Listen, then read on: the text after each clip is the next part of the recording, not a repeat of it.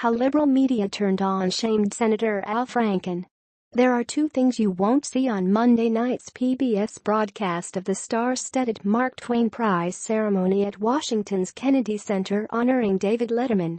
The first is the tribute to the retired late-night talk show host by his longtime friend Al Franken, the erstwhile Saturday Night Live comedy writer and performer, now a second-term Democratic senator from Minnesota, who has suddenly found himself accused of sexually charged misconduct by two different women.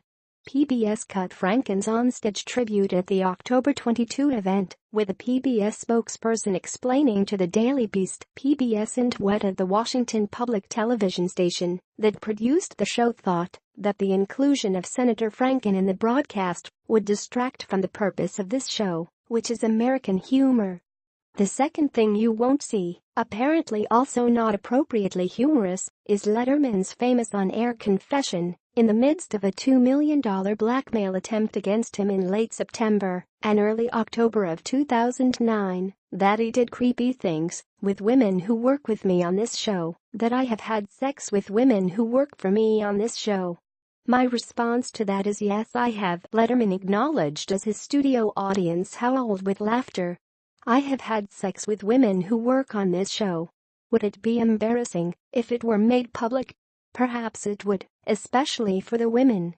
The wildly divergent public responses to Franken's and Letterman's admitted misbehaviors, bipartisan condemnation and calls for the senator's resignation in disgrace, versus widespread sympathy and admiration for the late-night television star, the subject of celebration 7 years later, demonstrates how rapidly times have changed.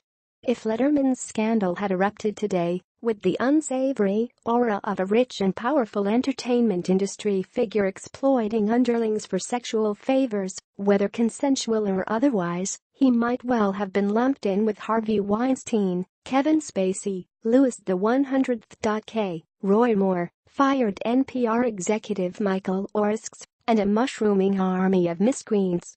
As of Monday, this roster now includes star New York Times White House correspondent Glenn Thrush, who has been suspended from the paper pending an inquiry into sexual harassment allegations, and CBS This Morning host Charlie Rose, who was suspended late Monday by CBS News, while his eponymous show was taken off the air by PBS after the Washington Post reported multiple allegations of workplace sexual misconduct. In comedy, timing is everything, and Letterman was a near miss, said Hollywood Reporter editor-at-large Kim Masters, who broke the sexual harassment story that resulted in the forced resignation of Amazon studio chief Roy Price. I don't know whether Letterman harassed people in a predatory way, but he had multiple affairs with women who worked for his show.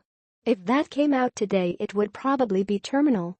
A longtime denizen of the comedy world, who spoke on condition of not being named, said that PBS is taking a huge risk in airing that show because at this stage Letterman's scandal will come roaring back in the news.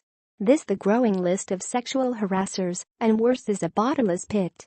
Joking, his person added, they're honoring David Letterman, but is this the same David Letterman who was known to prey on interns, but they decided to edit Al Franken off, and not Dave? In fairness, Mark Twain fucked around with interns too. Not really. Masters, who for 5 years worked for NPR and today hosts The Business, an entertainment industry show produced at Los Angeles public radio station KCRW, tweeted that considering the 70-year-old Letterman's checkered past, it's worth noting the irony that PBS was so quick to erase Franken's Mark Twain Prize appearance. I think at PBS should be ashamed, Masters tweeted. This is PC's cowardice, because PBS doesn't want to appear liberal. Masters added, they are petrified of that perception of giving their enemies on Capitol Hill a weapon to beat them with, along with attempts to slash public broadcasting funding, and it ends up in total absurdity. Yet the Simpsons star and longtime public television critic Harry Shearer, whose weekly radio program The Show was also based at KCRW until the station stopped airing it in 2013, said the decision to obliterate Franken is hardly a surprise. It's the kind of decision they're famous for, he said witheringly. PBS airbrushed Franken out of the 8 p.m. program in the aftermath of former Playboy model and current local radio newscaster Leanne Tweeden's account of a December 2006 USO tour of Kuwait, Iraq, and Afghanistan, during which the married funnyman allegedly stuck his tongue in her mouth while rehearsing a comedy sketch and then staged a photograph in which he was grinning and seemingly cupping her breasts while she slept, wearing a Kevlar vest on a military transport plane. Franken has abjectly apologized to Tweeden both publicly and privately and promised to cooperate with a Senate Ethics Committee investigation of the incidents. On Monday, CNN reported that a second woman, Lindsay Menz, is claiming that in August 2010, nearly 2 years after Franken was elected to the Senate, he grabbed her by the buttocks while posing for a photo with her at the Minnesota State Fair. In this case, however, Franken didn't offer an apology. "I take thousands of photos at the state fair surrounded by hundreds of people, and I certainly don't remember taking this picture," Franken said. "I feel badly that Ms. Menz came away from our interaction feeling disrespected." PBS announced its Franken-free programming after President Donald Trump, who once bragged that his celebrity status allowed him to kiss women without their consent and grab them by the pussy, and is himself the target of multiple sexual harassment allegations, registered his condemnation of the Minnesota senator. "The Al Frankenstein sick picture is really bad, speaks of 1,000 words," the president tweeted, displaying his usual sense of self-awareness. "Where do his hands go in pictures 2, 3, 4, 5, and 6 while she sleeps?"